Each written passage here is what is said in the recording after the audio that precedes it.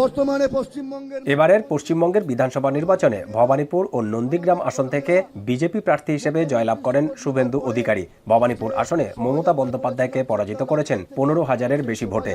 এজন্য ভবানীপুরের বাসিন্দাদের প্রতি কৃতজ্ঞতা জানিয়েছেন তিনি। সোমবার স্থানীয় সময় সন্ধ্যায় এই ধন্যবাদ জ্ঞাপন অনুষ্ঠানের আয়োজন করে ভবানীপুর আসনের বাসিন্দারা। অধিকারী মঞ্চে আছেন।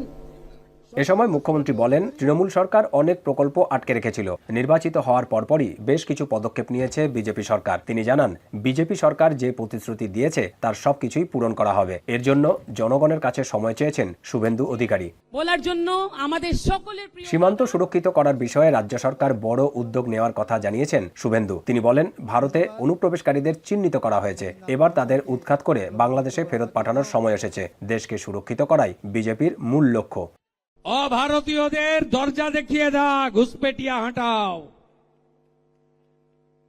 जाओ जहां से आया था उस रास्ता से जाओ, वापस जाओ बांग्लादेश। 90 प्रॉपर्टी। এ সময় তিনি আরো বলেন, পশ্চিমবঙ্গে বিজেপি সরকার ক্ষমতায় আসায় রাজ্যের কংগ্রেস, তৃণমূল, সিপিএম যত না অস্বস্তিতে পড়েছে তার চেয়ে বেশি অস্বস্তিতে আছে বাংলাদেশের জামায়াত ইসলামী।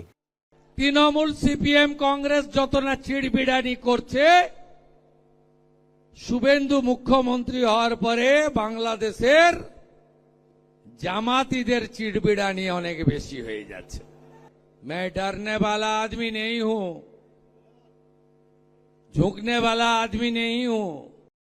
কানুনি তরিকে সে ভাজপা। রাজ্যের ইমাম, মুয়াজ্জিন ও পুরোহিতদের ভাতা প্রসঙ্গে শুভেন্দু অধিকারী বলেন, তাদের ভাতা দেওয়া কোনো সরকারের কাজ নয়। তাই ধর্মীয় ভিত্তিতে দেওয়া সব ধরনের ভাতা প্রকল্প বন্ধ করে দেওয়া হয়েছে। এই অর্থ এখন সব ধর্মের শিক্ষার্থীদের বৃত্তি হিসেবে দেওয়া হবে। दीदी के ऊपर अत्याचार हुआ, এখন কলকাতা। देख रहा है